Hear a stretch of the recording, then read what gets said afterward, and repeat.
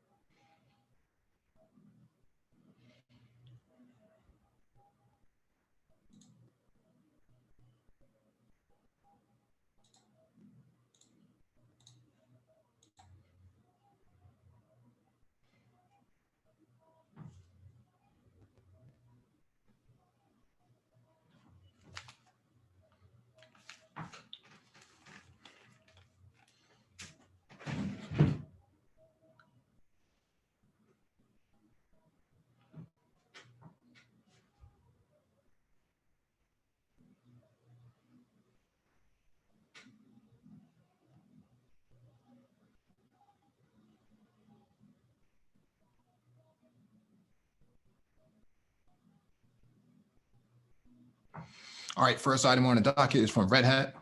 Sysadmin careers, how sysadmins can pay it forward. These sage words tell you how to leave your infrastructure better than you found it.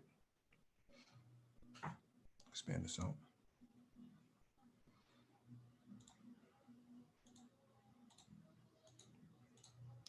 With new projects to complete, fires to put out, and new skills to learn, preparing for the day that you leave a company is probably the last thing on your mind as a sysadmin. It's easy to view doing prep work for the for the person that comes after you as something that should be completed during the last 2 weeks at a company. However, it's actually pretty easy to adopt an overall mindset that will set a future sysadmin up for success while still benefiting the work that you're doing today.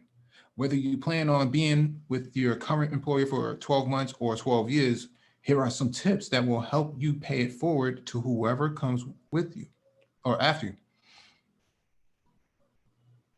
Document.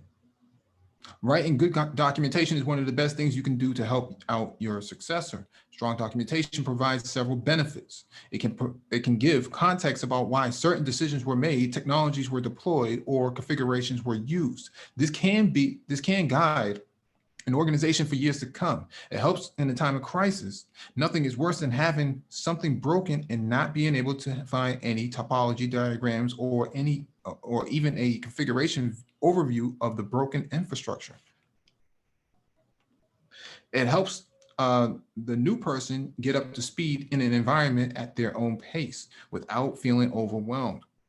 Entire books have been written about creating high quality documentation, so I won't try to reconstruct that here. Just know that writing complete high quality documentation is a sure way to get to set your successor up for success. Yeah, this is true. We talk about that a lot on here. Okay, we talked about that a lot. The thing is,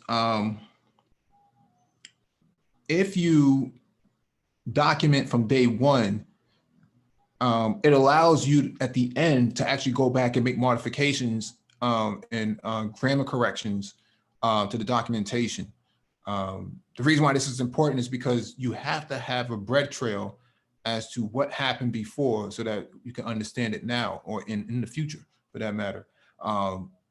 Usually, if you're going to make some significant changes to a system, you have to open up a change ticket, is what we call it.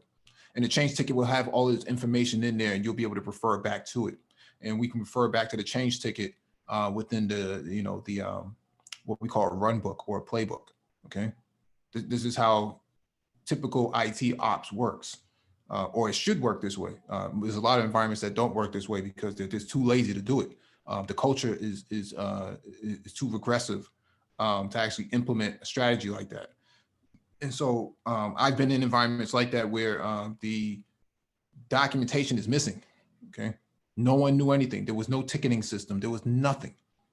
Okay, you have to do everything from scratch. And there's no gratitude for it from some people, especially the higher ups. You know, they don't.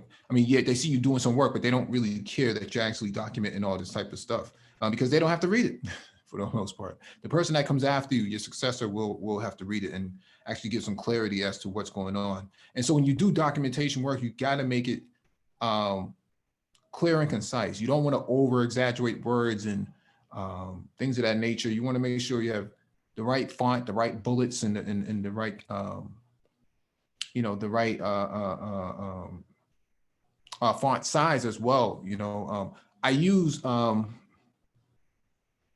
Microsoft OneNote for ongoing playbooks and stuff like that, because you can share it with everybody, and it's pretty much a ongoing procedure task that can be doled out, with everybody in the group, and you can see who makes the changes and whatnot, and you can be updated on the fly. And so that's very important. But other sort of documentation, like ServiceNow or Remedy or one of these other IT service tools is just as important, because you can extract just the ticket itself and put it inside the playbook or so I should say the run book, so that people can refer back to it if they have access to the service management tool. We got Nagon 11 on the panel.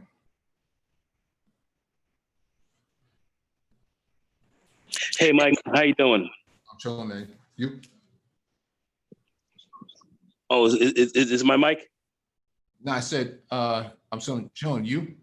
Okay, man. Yeah, doing good, man. Doing good, man. It's kind of hot out here right now, and the heat is on. So. All right. Simple is better. It's tempting to use the latest bleeding edge tech when trying to solve a problem, especially in smaller environments where you might be a lone sysadmin. After all, who wouldn't want to try deploying their own on-premises Kubernetes environment just to host a few websites? It's a great learning experience and let you play with cool tech, but is that the level of complexity really the right choice for the company? Similarly, it's easy to suffer from non-invented hair syndrome. This often manifests as an instance or insistence that something is re-implemented from scratch, even when perfectly good tools exist to solve the problem. This is an easy trap to fall into for the sysadmin who loves to write code, as it can be tempting to write complex software and scripts without considering their maintainability. In some environments, that's not a problem. A dedicated tools team or just a software-driven mentality may be a core part of the sysadmin environment.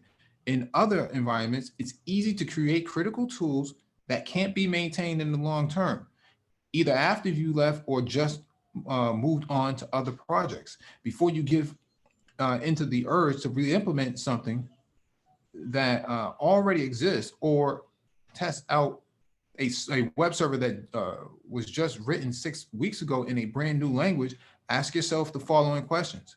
Will my successor be able to support this technology? Will my company even be able to hire someone who has the skills needed to support the environment?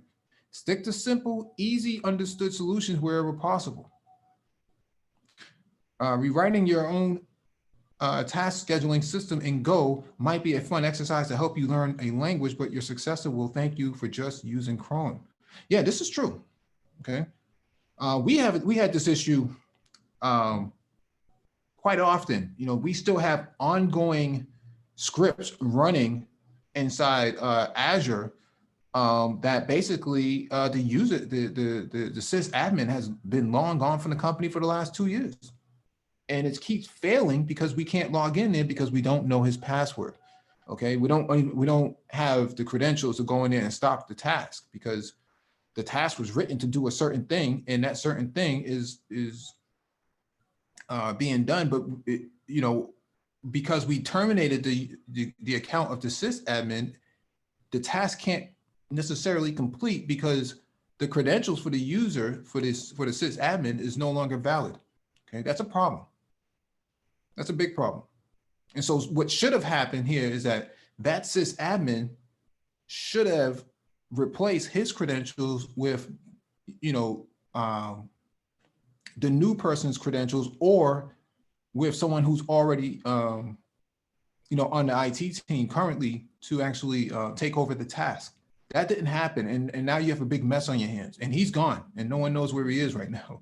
And so that's the sort of things that, you know, happen. And, you know, there are a lot of guys who do try to, you know, cook up their own stuff in-house, you know, try to bake their own stuff in-house. And what happens here is either we get stuck with it or it never really works. Just keep it simple, you know, keep it very simple. If there's a tool out there that's already on the market, let's see how much it costs. Let's see if we have the budget.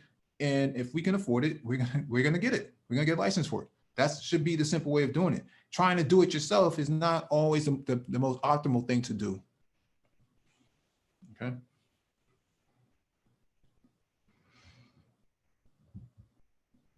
Have others review your work. It's easy and fun to take an idea, put your head down and work away on it until it's fully complete and you have a final tool or a solution to show. While many sysadmins work on teams, the nature of the work itself can be very individualistic. Sysadmins often have their own tasks that they are solely responsible for.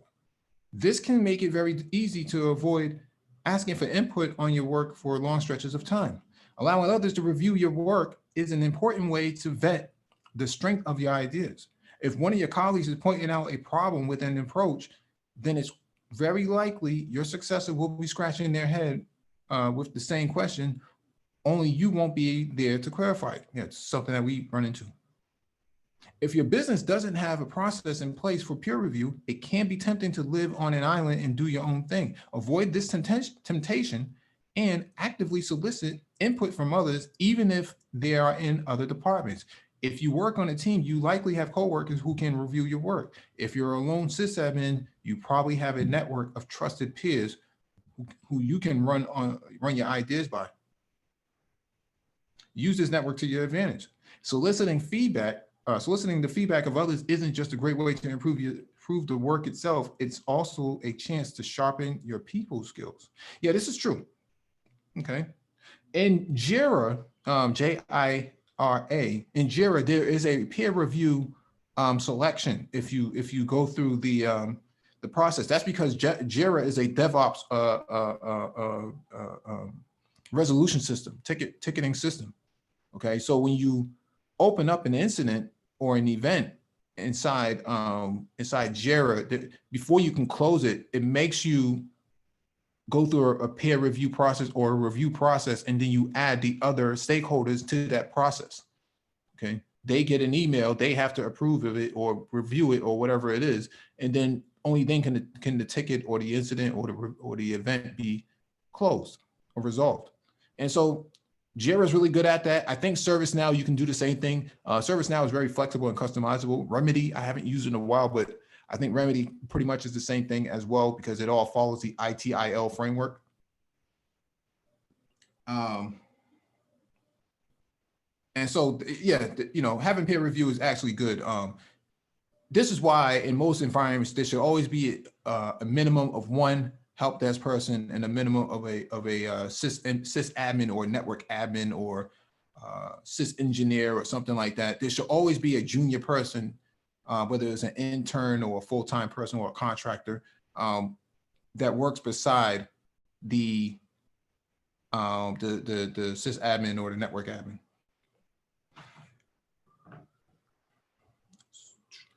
All right, let me answer Super Triz's question.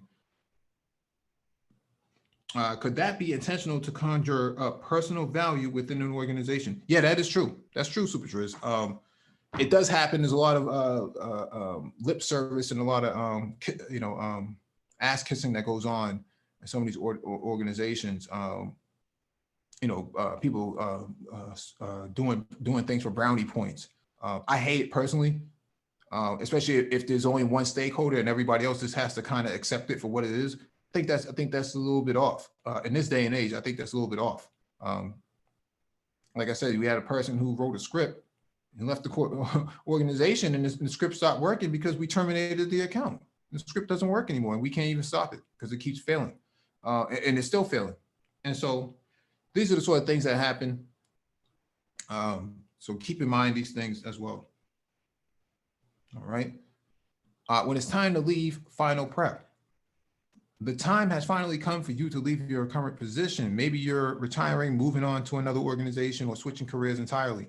Whatever the reason, it's helpful to prepare a written high-level overview of your environment and responsibilities for whatever comes after you. The overview should contain at minimum the following: an overview of the technical aspects of the environment.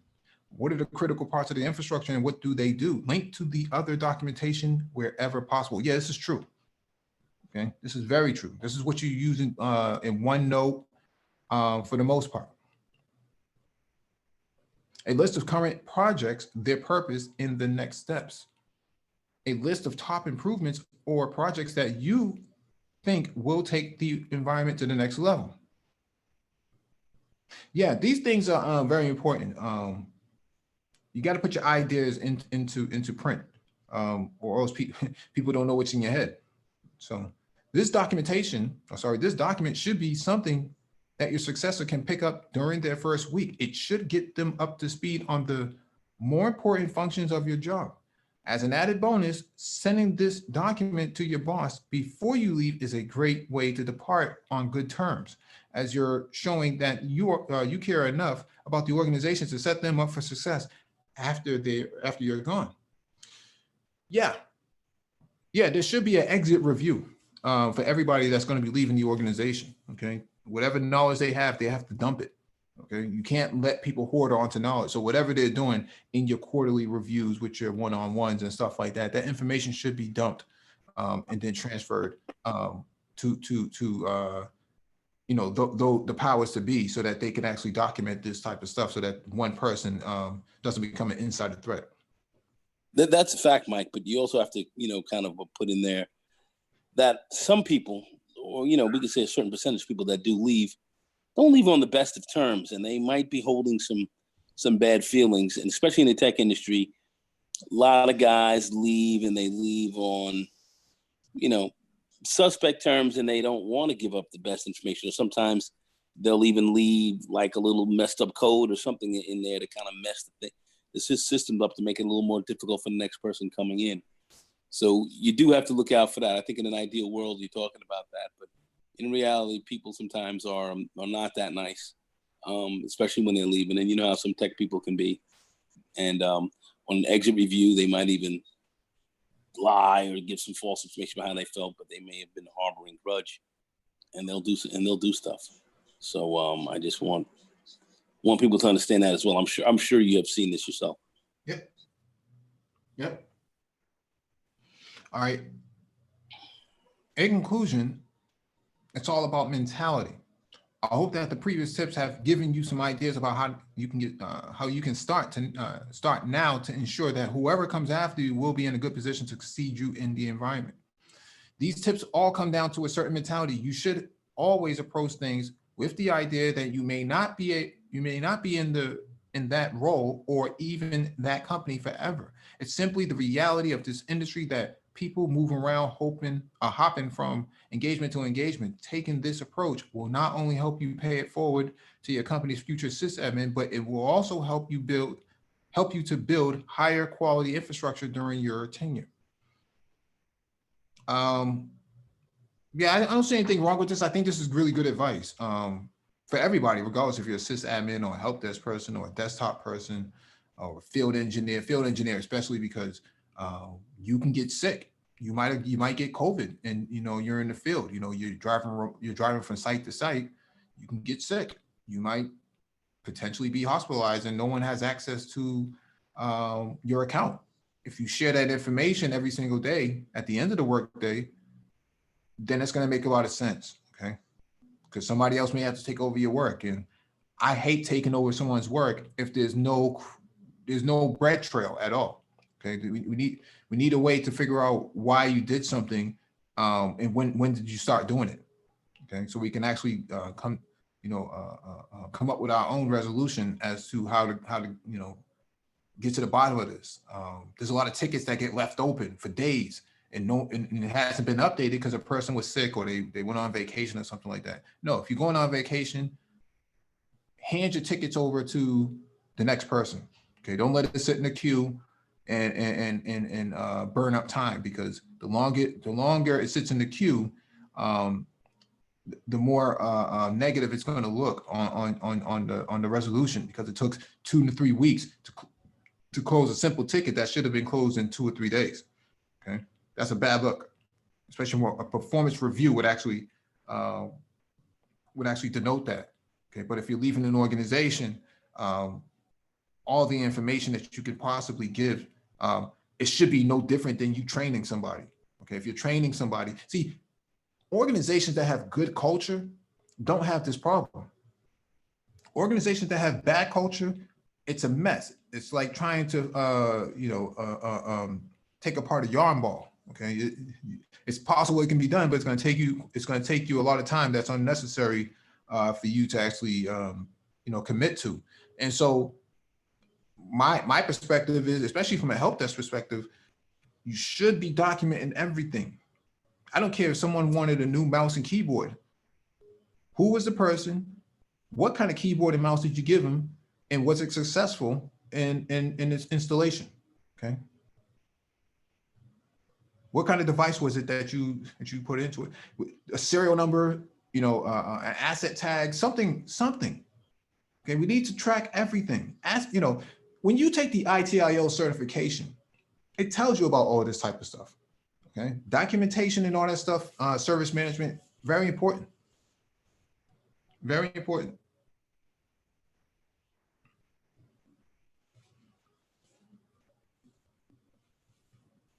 All right, jump to the next item on the docket.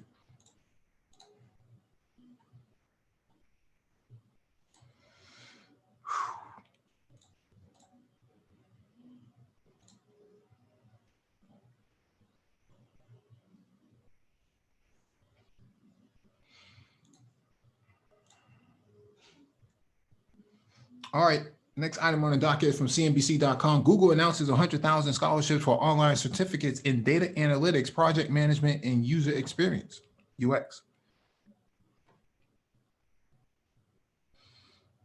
Today, Google announced 3 new online certificates programs in data analytics, project management, and user experience design. The certificates are created and taught by Google employees, do not require a college degree, and can be completed in 3 to 6 months and are offered through the online learning platform Coursera. Google says it will consider all of its certificates as the equivalent of a 4-year degree, college degree for related roles at the company. This is not revenue generating for Google, says Google's Vice President Lisa Givelber, who leads Grow with Google and Google for Startups, and serves as the company's America's Chief Marketing Officer. There's a small cost from the Coursera platform itself. The current pricing is $49 a month, but we want to ensure that anyone who wants to have this opportunity can have it. The tech giant has committed to funding 100,000 need-based scholarships for individuals enrolled in any of these career certificate programs, and will be awarding over $10 million in grants to the YWCA, Young Women's Christian Association. Keep that in mind. Empower and JFF, 3 nonprofits that partner with Google to provide workforce development to women, veterans, and underrepresented Americans. Black men need not apply. Javelba says Google chose the specific fields of data analytics, project management, and user experience because they can lead to high growth, high paying careers. Google's announcement comes as the United States grapples with historically high unemployment levels. According to the most recent data from the US Labor Department, 33 million people were collecting unemployment benefits as of June 20th, 5 times the previous high of 6.6 million people hit the Great Depression. And while some of these jobs may return over time, the coronavirus pandemic has heightened fears that some jobs may not return for a variety of reasons, including cost-cutting measures, closing of business, and also automation. Coronavirus has caused an acceleration of some labor trends like automation. Karen Fuchuk, CEO of Randstad North America, told CNBC, "Make it in April." Adding that out-of-work Americans may need to develop new skills in order to find new jobs. What we're seeing is this significant need for massive upskilling and retraining, especially for workers who have been laid off. Some believe that low-cost certificate programs may be a possible solution, as well as a tool to combat historic inequality in fields such as tech and improve prospects for those who do not have a college degree. While college degrees have tons of value, they are not accessible to everyone, says Javelber. And we believe that the absence of a college degree should not be a barrier to economic stability. In 2018, Google launched a similar certificate program for those interested in IT. When we first built the IT certificate, we built it for our own use, says Javelba. We wanted to diversify our workforce, and we knew to do that we needed to create an on-ramp for underrepresented and non-traditional applicants. We thought a certificate would be a way to accomplish that goal, and it did. Google says that 58% of those who take its IT certificate identify as Black, Latino, female, or as veteran, and that 45% of the enrollees make less than $30,000 a year. The company claims that 80% of participants say the program helped them advance their job search or career within 6 months, including getting a raise, finding a new job, or starting a new business. Yves Cooper took Google's IT certificate in 2018 through a workforce development program run by a nonprofit, Merit America. Cooper had dropped out of Copen State University and was working as a van driver for adults with developmental disabilities. Today, Cooper works as an IT help desk technician for Prosperity Now, a DC nonprofit, and is earning much more. He says that the Merit America program offered in-person support encouraged his class of 6 students to complete the certificate in 10 weeks, and that he and 3 others graduated from the program. Before the program, Cooper says he did not have hear back from any organizations he applied to. A couple of days after I finished the Google certificate, I applied to the job I currently have now, and they got back to me maybe 4 or 5 days later, he says. Jeff Calda, CEO of Coursera, says more than 250,000 people have taken Google's IT certificate, 57% of whom do not have a college degree, making it the platform's most popular certificate. He suspects the new certificate will be similarly popular, especially in light of recent events. CEO says the coronavirus pandemic has created unprecedented demand for online courses. There's a course from Yale on the science of well-being that saw 2 million enrollments just in 2020 alone, he says. We have a course that was launched in May from Johns Hopkins called COVID Contact Tracing. Within 4 weeks, it had 400,000 enrollments. Some are skeptical of the grand promises of online learning and certificate programs. Todd Rose, a professor at the Harvard Graduate School of Education, argues that learning online is significantly easier for students that have strong academic backgrounds, reliable internet connections, and sufficient technology. The students that will do well online are people who are already prepared. You have to be pretty self-directed, he says, noting that in-person support for students learning online can help close those gaps. Poor students and first-generation students often don't do as well online. But CEO is bullish on the opportunity that online learning may provide. He says, because the coronavirus pandemic has forced students to embrace online learning and forced companies to embrace remote working, he is more optimistic than ever that certificates like Google's will be used as tools to increase opportunity. The college degree requirement excludes a lot of people who could do the job if only they had a different way of getting the skills. Online learning is a necessary but not sufficient ingredient to creating more social equity. There's that word again, social equity. Our new normal where I can get skill to do a job without leaving my community, and I can get the job and do the job and get paid for doing the job without leaving my community. I believe that this will create more economic opportunity than anything we've seen before. Yeah, this is true. Okay, we've covered the Google IT support certificate before, and I think somebody in the chat had got it a year or so ago, or 6 months ago, or something like that. I'm not sure who it was. I can't remember, but they said it was pretty good. So I think what's happening here is that a second. Yeah, I think what's happening here is that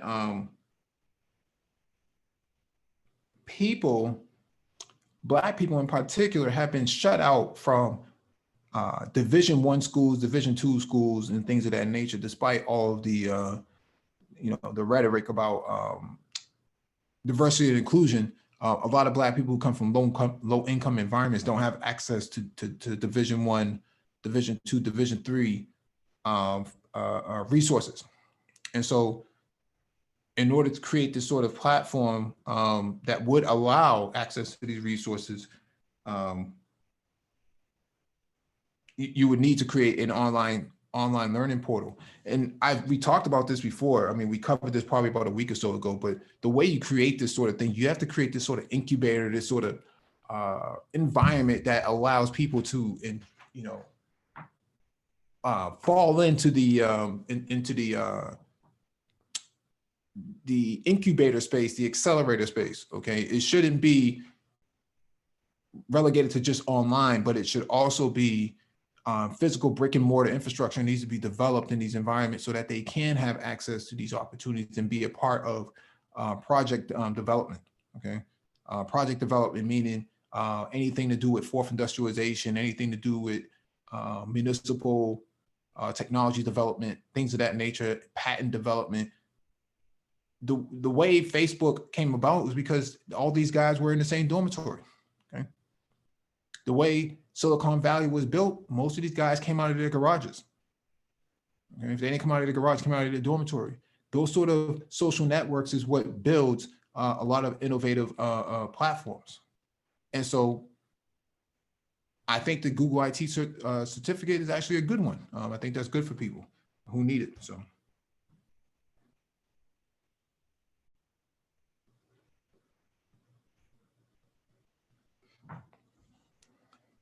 All right, let me jump to the last item on the docket.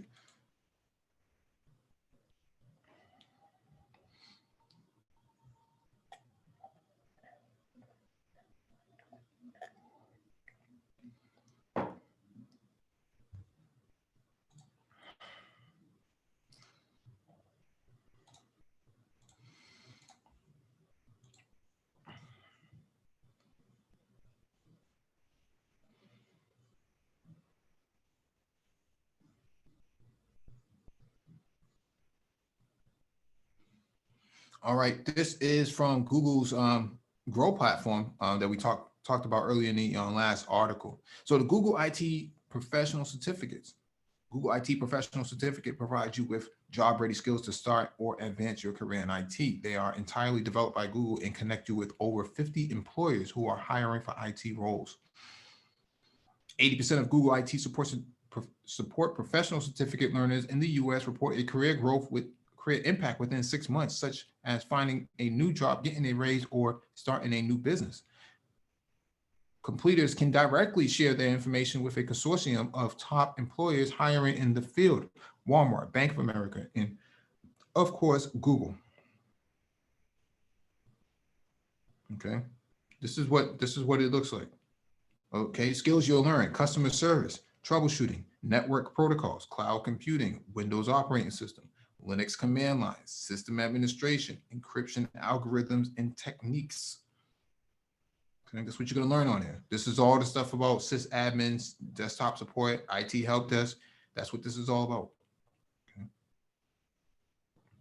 The IT support professional certificate recently secured a credit recommendation from the American Council on Education's ACE. ACE credit, which is the industry standard for translating workplace learning to college credit. Now, learners can earn a recommendation of 12 college credits for completing the program, the equivalent of 4 college courses at the associate degree level. This aims to help open up additional pathways to learners who are interested in higher education and prepare them for entry-level jobs. Certificate completers who also pass the CompTIA A+ certification exams will earn dual credential from CompTIA and Google. This is big. I didn't know this. This is new. When you complete the Google IT Support Professional Certificate, you'll gain access to free career resources, including resume builder and mock interviews, as well as IT-specific job platform where you can browse and apply for roles. Completing the Google IT Support Professional Certificate is an important first step, but you'll also be supported in the next one, the job search. Yeah, Google has a deep, broad database. And this is the person they were referring to, this brother right here. Okay.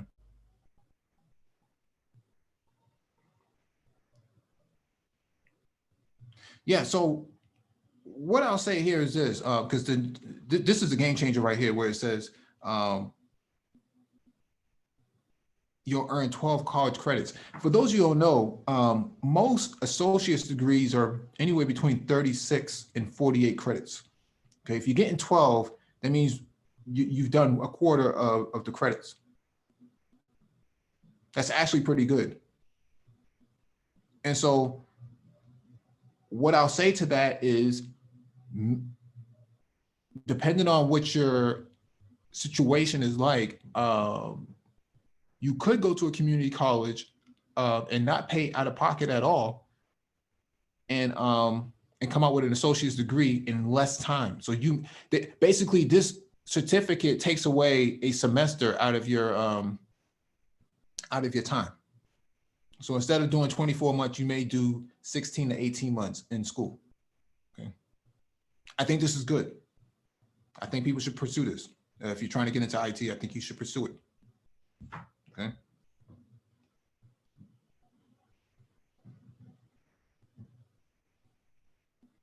Let me see if anybody else has anything you want to add to this.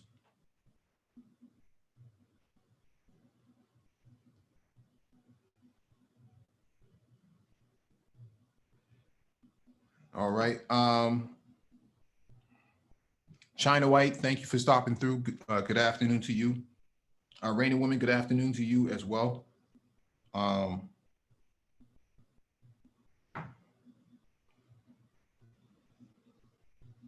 Mike Shinnery, good afternoon. All right. DJ Moss was what it do. Yeah, man. So the links in the docket for this. If you're trying to get into IT, I think this is a possible pathway. We talk about A+ and we talk about Network Plus. There's nothing wrong with getting this. Okay, there's nothing wrong with it. As it says right here,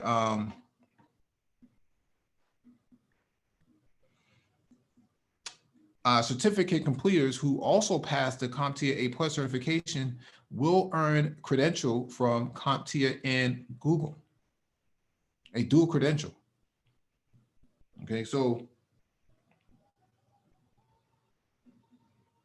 what I'll say to that is this is a good move. Now, how should you approach this, right? Somebody's gonna ask that in the chat. How should you approach this? Take your A+ first, okay? You wanna get the basics out of the way and the hardware level stuff out of the way. Then go on and take your Google IT support credential, okay? You wanna do that afterwards. You don't wanna do that before, you wanna do it afterwards. So A+ first, Google IT support certificate afterwards, okay? Those two right there is a guaranteed job. Anywhere within the lower 48 states, that's a guaranteed job. Okay. When you get these certificates, when you get these certifications, it's going to show up on your LinkedIn account. There's a serial number that points them to it, that you did verify and pass these certifications. So it's $79, it's $50 a month or something like that on Coursera, but they're giving away these scholarships. I don't know how to, once you click on it, it will take you through the portal. If you're in a local area like the YWCA, usually in predominantly Black areas, it should be the YMCA. I don't know too many YWCAs anymore, but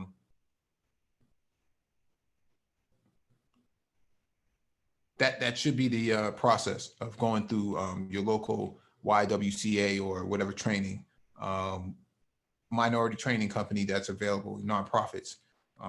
Maybe the Urban League probably has these certificates as well. Last time I checked, they did have them. So you might want to check that out. Okay. Let's look at the CompTIA A+ for a quick second, because I think that the recent one, see how this applies.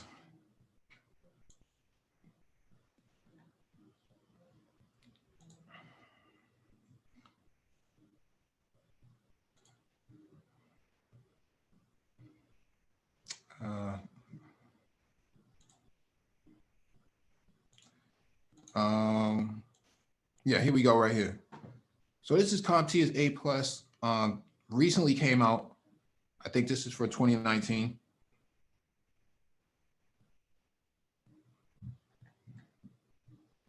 Nine skills that you master and validate with CompTIA A+: hardware, networking, mobile devices, operating systems, hardware and network troubleshooting, virtualization and cloud computing, software troubleshooting, security, operational procedures. Okay. 9 areas of activity for an IT service person. Okay. Yeah, came out in January 2019. So they came out last year. It's not that old. Usually CompTIA certifications go for about 3 or 4 years before they're updated. Okay. Type of questions: multiple questions, single and multiple response, drag and drops, and performance based. So performance based means you have to perform the actual action in order to get it right. Okay. If you fail the performance questions, you're going to fail the exam. That's just the way it goes. They're heavily weighted. Maximum of 90 questions per exam. So 90 questions, you have about Um, 90 minutes to perform the exam. So you have a minute per question. Okay. You got to time yourself 60 seconds. If I don't know it within the first 20 seconds, I skip and I move on. Okay. I'll put a check mark next to it. I'll come back if I have time. I'm not sitting around for 2 or 3 minutes trying to figure out a question. No, if I don't know within the first 20 seconds, I'm done. I'm out. Let me move on to the next question. Okay. If I don't know the next one either, I mark it, come back later. That's how you're supposed to do the exam. You don't want to waste time trying to wrestle with a question for 2 or 3 minutes. That's 2 or 3 minutes you're not going to be able to get back. You got 90 questions on it. You got 90 minutes. You only got a minute a question. You should be answering it within 10, 15, 20, 30 seconds at best. Anything beyond 30 seconds, you're highly finished. Highly finished. Move on to the next question. Okay.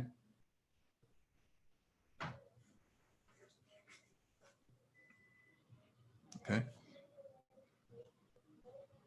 It's a 2-part exam. So you got to get at least a 700 on the exams. Okay. It says 675 on the first one. You got to shoot for more. You got to shoot for as high as possible. You can't just accept the bare minimum. You got to shoot for as high as possible. When you buy the CompTIA Pearson VUE book, there's a practice exam inside the book. If you can pass the practice exam at 80 to 90%, you're good to go take the exam. Okay. What's in the book is not always reflected on the actual exam, but the knowledge is really what's key. And so, go ahead. Yeah, Mike, you hit it right in the head there. You know, as far as exam and what will be there in those practice exams, some of those questions that the practice exam is going to have, you know, you might see, you know, maybe, you know, a question, if it's not that, or a question worded just like that, you know, for the test. And you'll know how to answer this stuff a lot. So doing those practice exams are very important. Yeah. Yeah. Don't even think about registering for the test until you actually get past those practice exams. It's a waste of money to go in there half-cocked. Okay. Waste of money. I trust Pearson books because they've been reliable. They have very few grammatical errors in there, and they're pretty thorough. Let me see if I can drop this one in there. This is the premium one. Okay, practice it's test in this one as well. So this was released. Actually, the copyright says 2020, so it looks like this is an updated book. Okay, that means it has all the latest content that you can get. Okay, it's 2020 now, so if the copyright on this is 2020, that means it has a lot of relevant information. How many chapters are in here?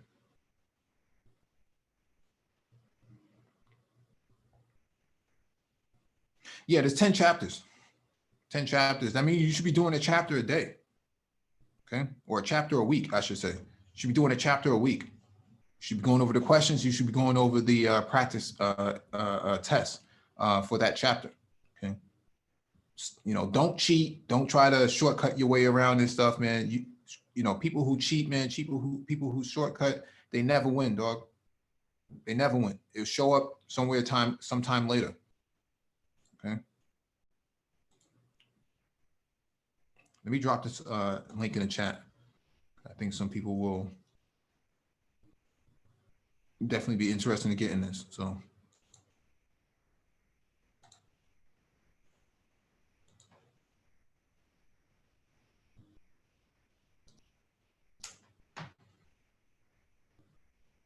G1 asked a question. He said, "Did you talk about FCO U61 cert yet?" No, we did not. Today was just about Google's IT certificate program and sysadmin chat. So, like I said, what I'll say to this is that getting to both of these, nothing wrong with getting your A+ in your Google IT support credential. I think because Google IT supports credential is so new, you having it actually works to your advantage because it stands out. You know, you're a Black person who knows, who understands tech, and you have an exclusive certificate that's really hot and trending on the job market. So yeah, Mike Shinnery says A+ is a great core cert for entry level. Sometimes network issues will be on the PC, so you got to know how to troubleshoot the machine. This is true, Mike Shinnery. A lot of corporations or organizations who were impacted by COVID, they did not have knowledgeable staff to work, have people work remotely. They were overwhelmed with VPN connection issues and stuff like that, on the phone all day, you know, didn't have a VPN client in place, had to remote in, had to do this, how to do that. If you got 1,000 people in the organization, you only got like 2 or 3 help desk people, you're screwed. You're screwed. You're talking about one help desk person per 250 people. That's a lot. That's a lot on a help desk person. That's what creates burnout in IT. Too many people, not enough human capital. Okay, not enough human capital on the tech side. Okay.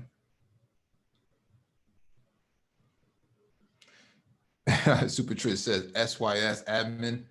yeah, that it existed long before, you know, the manosphere. So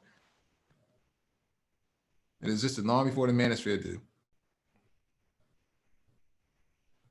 Yeah, Maddox says I did a chapter a day, then read it again. Yeah, depends on how fast you read, depending on how big the chapter is. I think that it can be done. Okay, but I think if you try to blow through it in a week, I don't think that that's really wise. You might have read it, but you didn't absorb anything. That becomes a problem. There's a difference between reading and you know, for the sake of passing time, but to read it and really understand questions. You know, there's a certain YouTuber in the manosphere who's supposed to go take his A+, and I asked him a couple of questions on the live stream, and you know, he was like a deer in the headlights. That's because he had not been studying. Okay, been hanging 2, 3, 4, 5, 6 hours on live streams, but wasn't at home studying at all. Okay, wasting a lot of time. You should be studying at least 90 minutes a day. At least 90 minutes a day. I think you can knock out a chapter in 90 minutes if you really put your mind into it. But I get it, you know, people you know, people are out and about, so.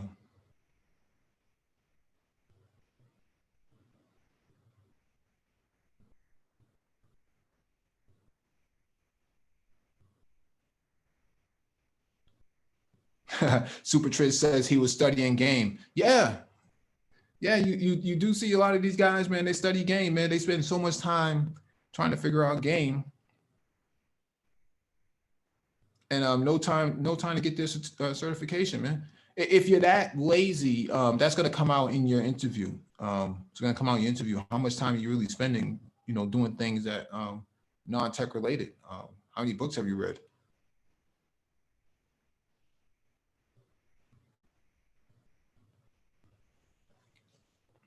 Yeah, the thing about the Pearson book is that G1 is that it asks you ahead of time before each chapter, do I know this? That's a famous quote in the book. Do I know this? And it asks you before you even start the chapter certain questions, and if you can answer those questions, then you can skip on to the next chapter. You really don't want to read information that's redundant. Okay, you don't really want to read that sort of information over and over and over. If it's already been done, if you already know it. No sense in reinventing the wheel. And Goodyear has already made the tire, so to speak. So I would definitely just breeze through it, so to speak, and then just move on to the next chapter. I use a highlighter a lot because there's a lot of things that I just don't know, or maybe there might be an epiphany like, aha, that makes a lot of sense. And I just highlight it and just move on. I think highlighters are a good thing. Okay, highlighters are a good thing.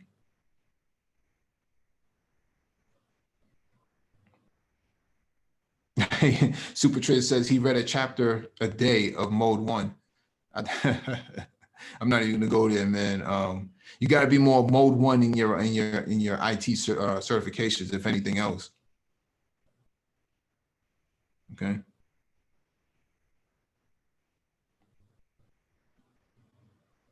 There's a mass explosion in terms of like IT hiring right now for help desk. Although Microsoft and Cisco laid off quite a few people this week, many non-tech organizations are still looking for people. Banks, especially, people who may have been impacted by COVID, they can't come into the office, because they haven't been tested, or they have to self-isolate. These contracts are popping out there, 3 months, 6 months. I just had a conversation with somebody offering 6-month contract, big pay for it. Help desk, big pay, 35, $40 an hour. You can afford an apartment in New York for that much. I think in New York, you think you need to make at least $32 an hour.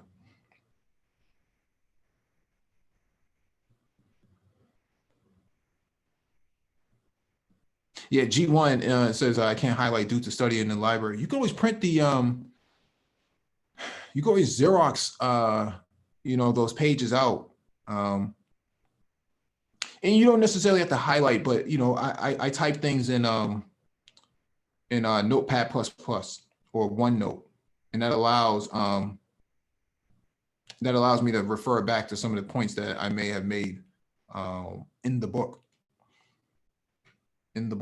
So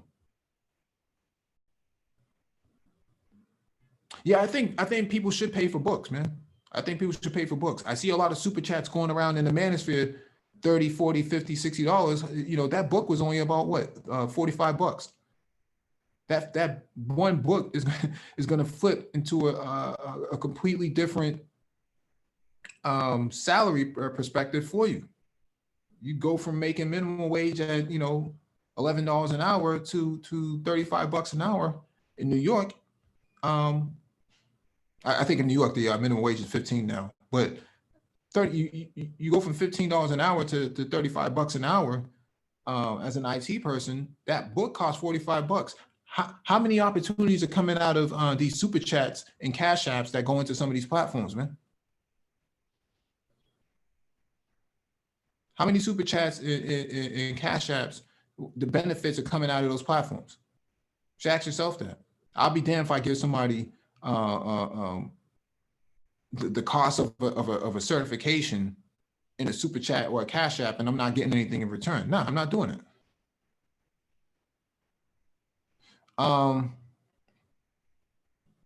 Scoop of Africa asked the question, would you say take the certs while in college or finish college first? I took my certs in college, okay?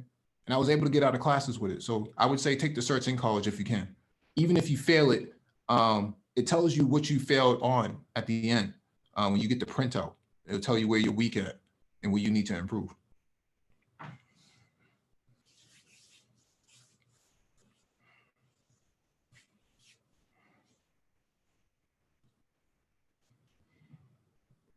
Yeah, stop spending your certification money on some of these live streams, man. Stop spending your certification on these live streams. Guys giving 50, 60, 70, 80, $100 to a live stream and not getting nothing in return. That's stupid. He's not going to get you into IT. That content creator is not going to get you an IT role.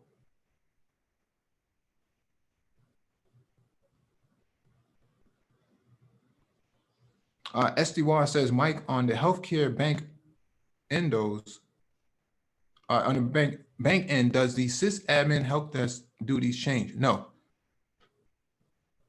No, it's all pretty structured. It's all pretty structured. Unless you're talking about regulations, no. It's all pretty structured.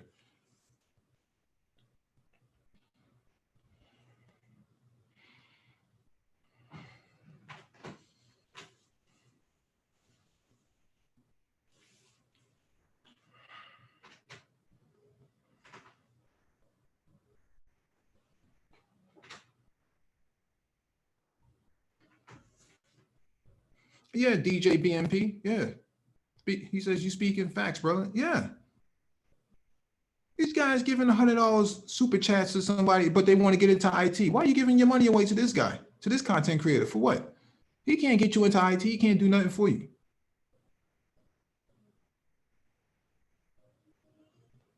All the money, all the super chats you giving these people, you should have put that behind your certifications and you should have been about it. You won't catch me giving, at least some of these guys, I'm not giving them $100 for what? To hear them talk? Please, I'll turn on AM radio or Sirius XM and go listen to somebody else talk. I'm not giving them no money. Yeah, Professor Black Ops, Safari Books Online, $40 a month, get all the books. Yep, that's a good one too. Oh, there goes CSET. Let me mod him up.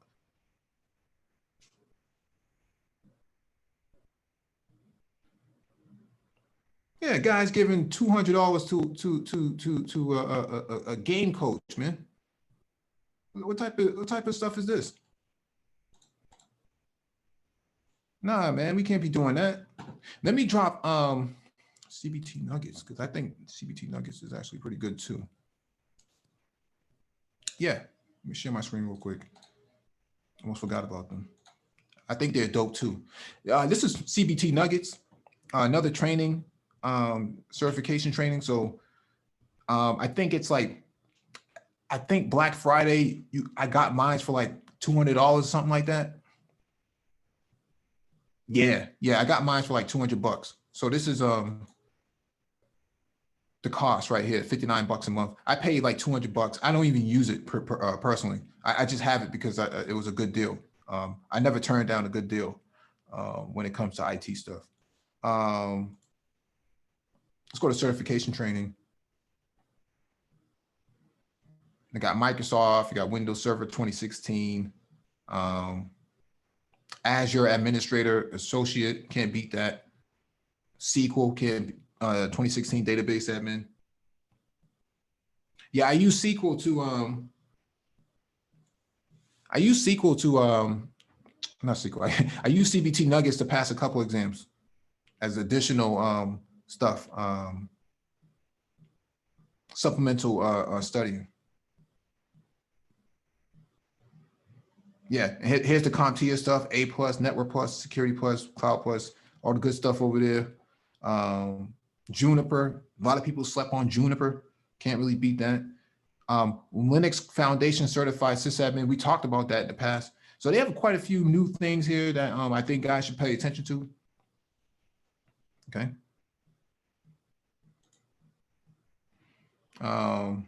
Popular CompTIA Network Plus. See, CompTIA is still a popular cert. CCNA, CCNP, Enterprise, CCT, Data Center. Yeah, these things are popular. Okay, they're popular. So let me drop that in the chat. I think it's free for 30 days. If I remember correctly, I think it's free for 30 days. Let me drop that in there.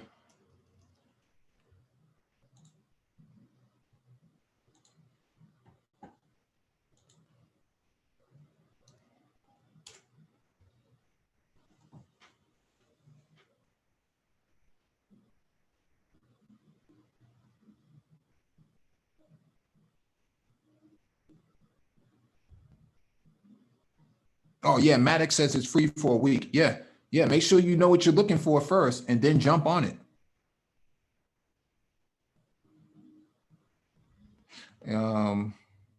Panther God says Pluralsight. Let me see, Pluralsight. Yeah, I think they were just acquired by somebody. I'm not sure what the acquisition was. I'd be interested in knowing some detail behind that.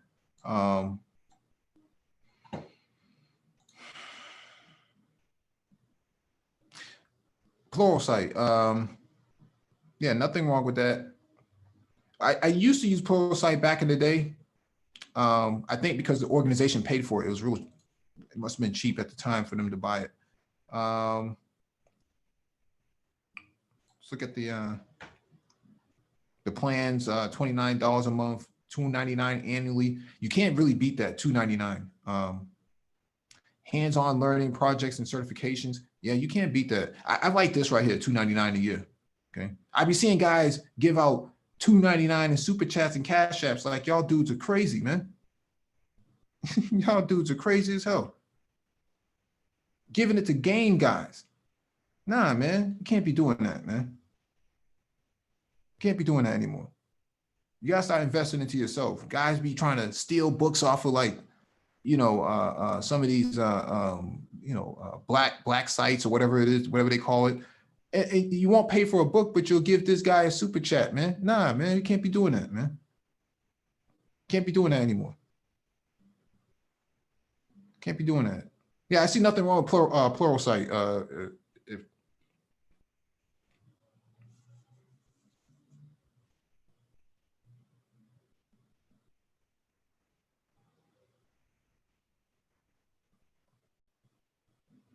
Yeah, so let me drop that in the chat, man.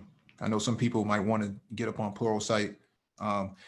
Black Friday is usually the time when they have, Black Friday and Cyber Monday is usually the time where they have these really, really good deals, man. You can't beat. Like I said, I just buy it just because it's there. It's an investment for me. I just stash that away. Like, if I ever need to pull up some content, I'll go straight to the site. At least I know I got access to it at the time, anytime I want. Plus, they got an app on your phone too. So that's always beneficial.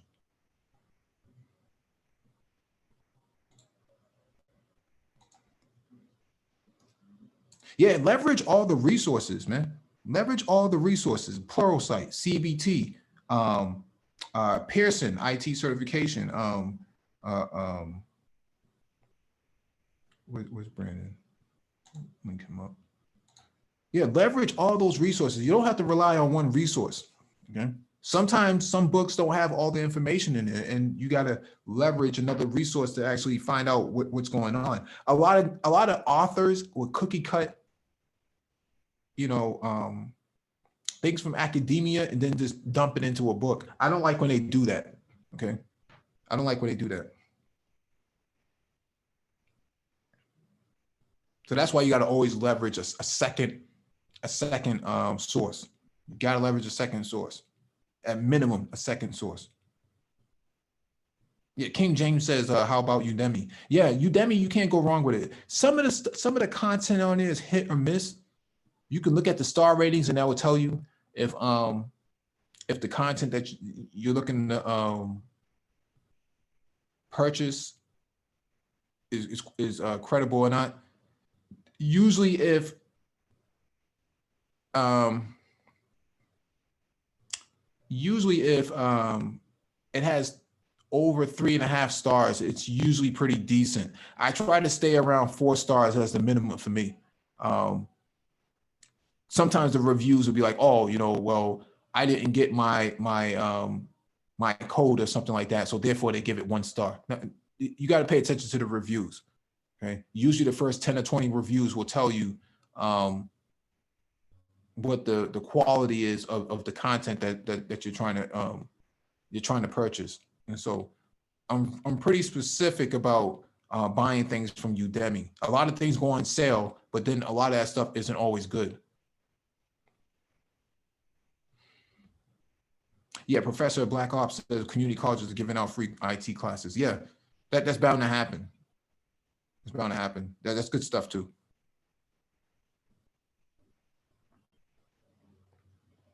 Yeah, I like Udemy's platform, but I don't like some of the content that's on there. Some of that content is really questionable. A lot of plagiarized stuff on there too. Some of it.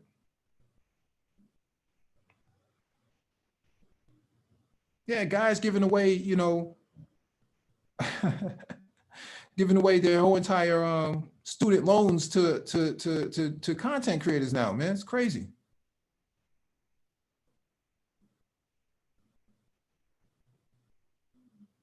Crazy.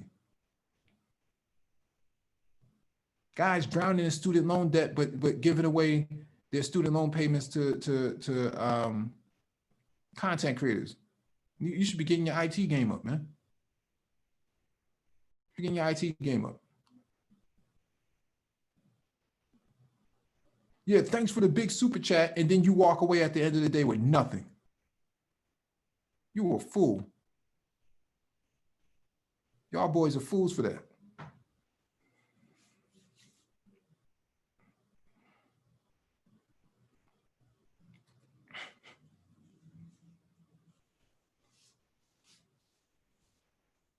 Yeah.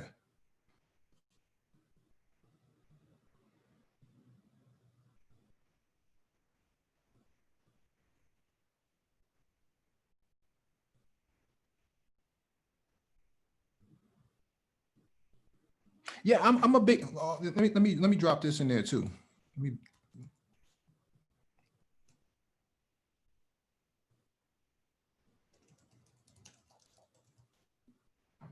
I'm a big advocate of Admin Magazine. Let me drop that in there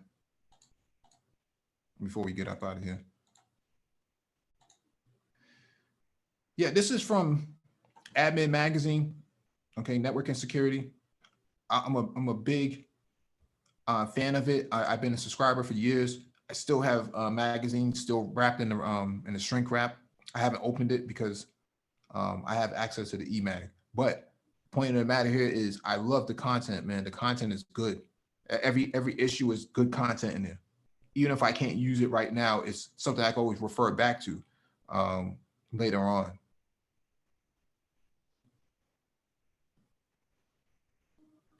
Okay.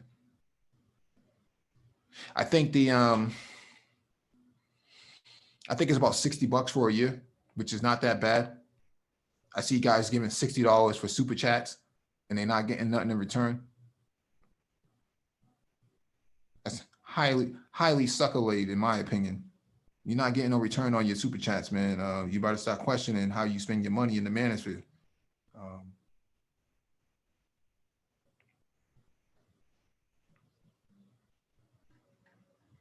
All right, let me drop this in there.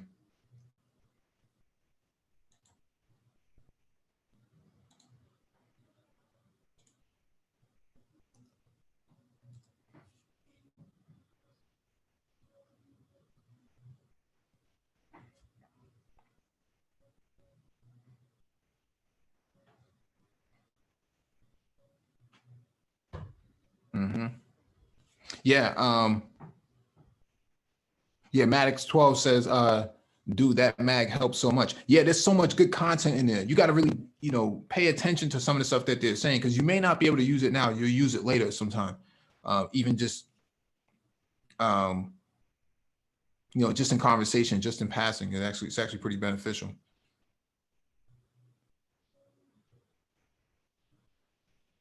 Yeah, Professor Black Ops says, I've been studying Lambda functions in Java and AWS. Yeah, man, that's that DevOps stuff, man.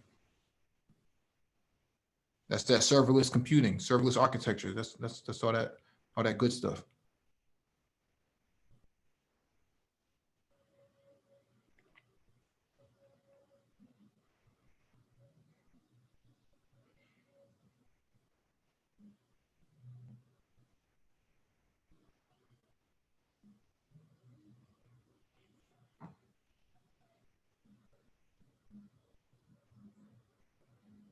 Yeah, no problem, G1, no problem, man. So yeah, I never knew about CBT nuggets. I definitely will use that now. Yeah, let me drop in one last one from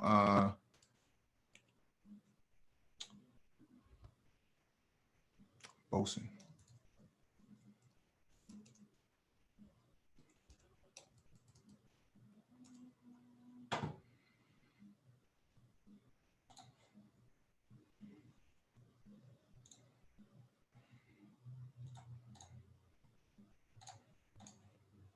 Yeah, because I know there's a lot of guys who like networking in here, and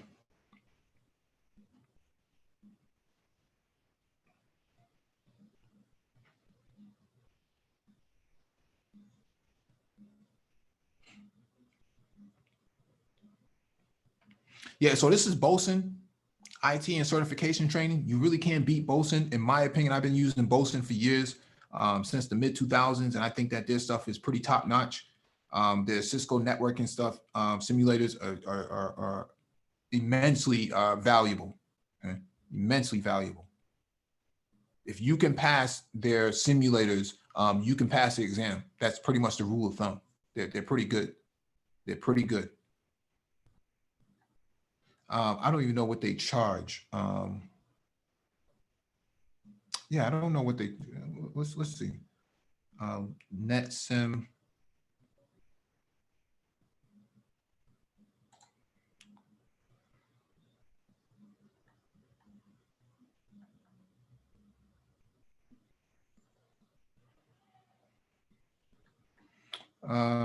Let's go back.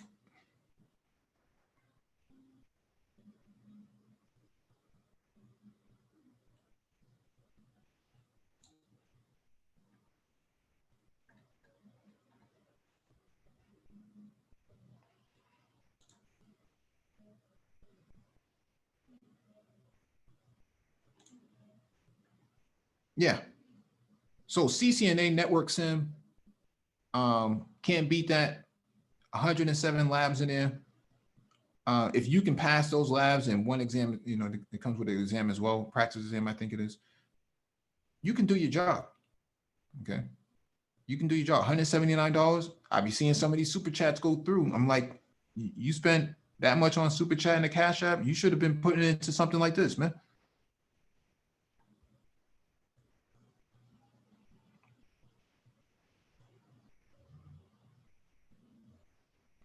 Yeah, man.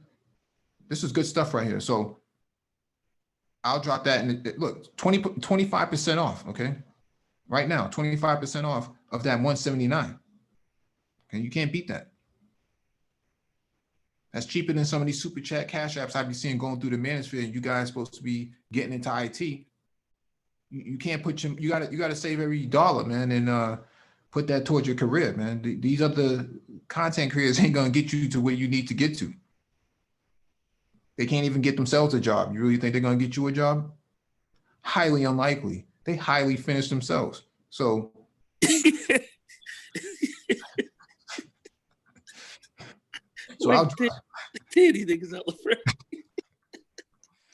I'll drop that in the chat.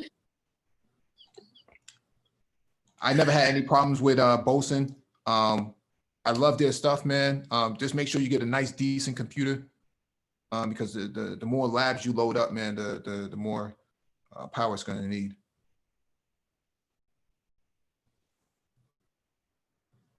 Yeah. Do black women like short men? Yeah, I don't got time for all that, man. I'll be damned if I give you $1, man. I'm not giving you nothing. Talk about that, wasting my time. Guys should be on here putting in some work. You should be putting in $500 into your IT game plan, man. Man, that ain't no shit, boy, Mike. Right now, you kind of cook. You really cooking, but man, you're right on time. Yeah. These guys should be getting highly butter laid now. This is exactly the perfect time to do it. Yeah. Guys who are spending their time on them. A lot of the stuff. Say this, you know, you might put in a better use of your time. I can't tell a man where to spend his money. So I understand, but at the end of the day, if you want to get better at this, you know, in your career and so forth, yeah, this is the bottom line here. This is bottom line game that's being dropped right now. Yeah, I've had 3,000 people for 10 hours. I brought millions of dollars to the manosphere. I don't think so, pal. Any of you guys giving this yo-yo some money, man, y'all shouldn't be in IT, man. Y'all supposed to be critical thinkers. You gotta be critically thinking to even pass these certifications and never mind get a job. And y'all giving this guy money? Nah, man, you can't get these content creators money and it's not a return on investment for you, man. You want to get into IT, invest into yourself. That's the real SYSBM. Not no Stargates, not no Mini Coopers, none of that stuff, man. Put it into some books, man. Put it into some of these training sites and grind it out. No more excuses this year, man. You in lockdown, it's COVID, you ain't going nowhere.